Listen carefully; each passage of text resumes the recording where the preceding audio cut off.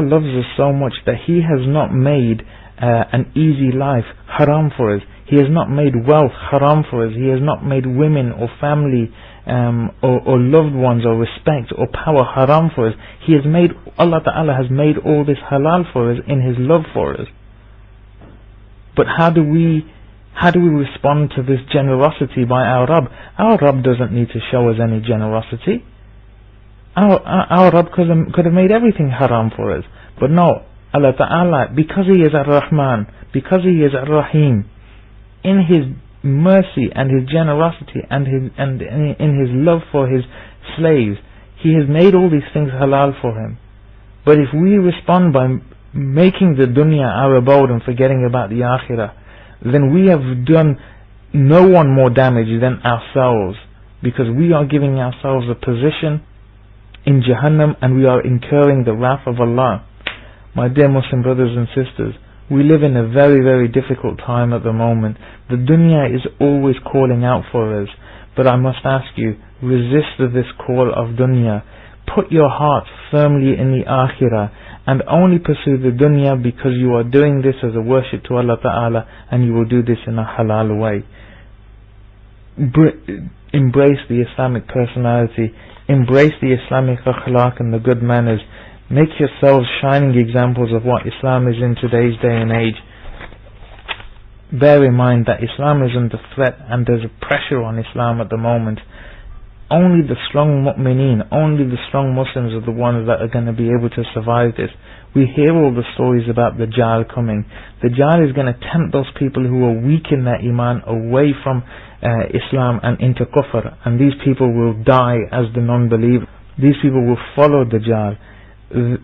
Now is the time to make your iman strong, to make a conscious effort in yourself that you will embrace Islam, that you will come closer and closer to Islam, and you will take time to increase your knowledge, to improve your morals in society, to make all your actions, even if they are to do with earning money or spending time with your family or getting respect within your community or even playing sports, you will have an Islamic intention behind these, so these will become Islamic actions and you will get barakah for it.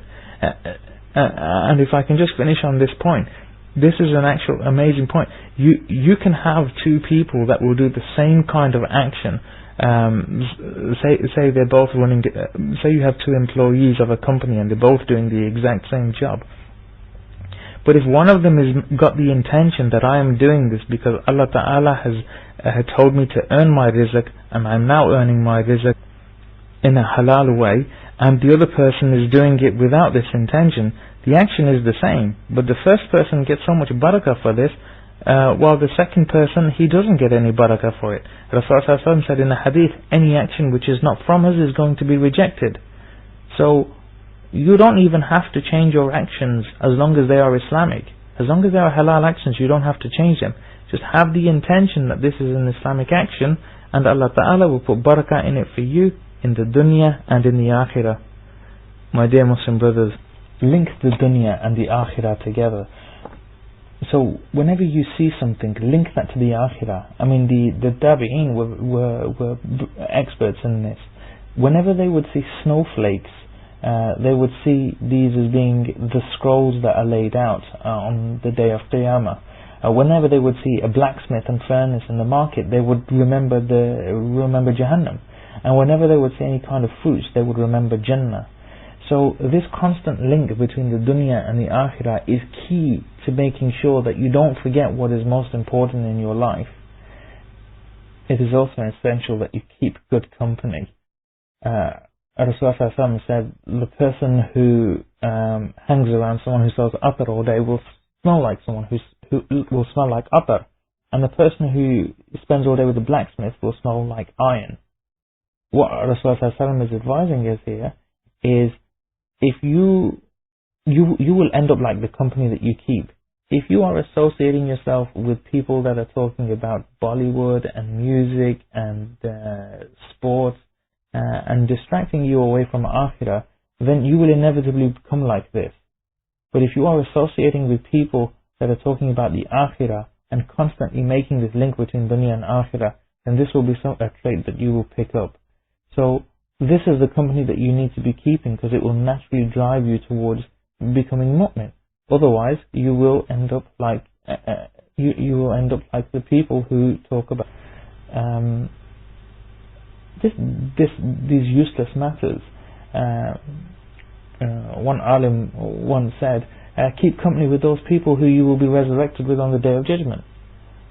If you keep company with people who commit sins on the Day of Judgment, you will be resurrected with them, and you will all be sitting around, standing around, blaming each other for your sins and trying to palm your sins onto onto the other person.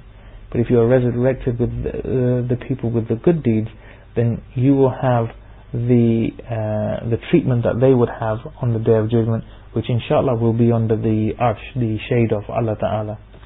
My dear Muslim brothers and sisters, in summary, for success in dunya and akhirah, take one step closer to Islam. For failure in dunya and for Jahannam, then take one step away from Islam. May Allah guide you all with Sirat al-Mustaqim and with Jannah, and may Allah grant me Sirat al-Mustaqim and Jannah. Allahumma inni a'udhu bika min adhab Jahannam. Allahumma inni a'udhu bika min adhab Jahannam. Allahumma inni a'udhu bika min adhab Jahannam. Wa qulli qawli haza wa astaghfirullah. Inna Allahi wa malaikatihi yasallu ala nabi. Ya ayyuhalladhina amanu sallihu alayhi wa sallimu taslima.